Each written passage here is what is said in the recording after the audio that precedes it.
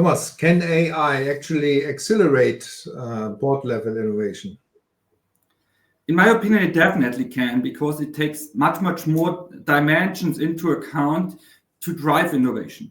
And it doesn't have these boundaries we all have in our minds of our thinking out of the box. What we have learned in the last few years is thinking out of the box a few percent beyond the edge.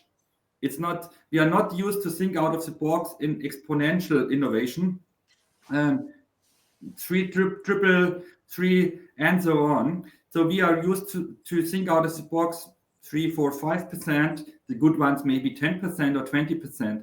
But that is not the human capability, and therefore innovation by AI doesn't have these boundaries. Of course, it's still also based on the knowledge and the data which is there, but it's thinking a little bit more crazy, in my opinion, and it's coming to different ideas. And it's also having good rationales behind that, why this innovation should be good. And it's giving you different point of views. We always talk about bias of AI. In my opinion, if you train the AI in the right way, and if you configure it in the right way, it could have much less bias than most of the people. So we are two guys which are already a few years in the business.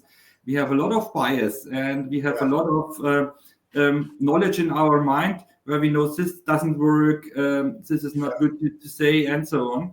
And of course, we try to push it away, but it's not easy to do that. No. And therefore, if you train an AI in the right way, it can push back this bias, and then it can go much beyond with innovation. And of course, it can speed it up like hell. And it's a big difference, that it really, innovation steps, how we know it, for example, in pharma, have completely changed. The pharma innovation is now much faster than it was 10 years ago, because AI is really boosting it. Yeah. And not by cutting the time to half. It's sometimes cutting the time down to 10%, what we have learned in the last 10, 20 years. Yeah,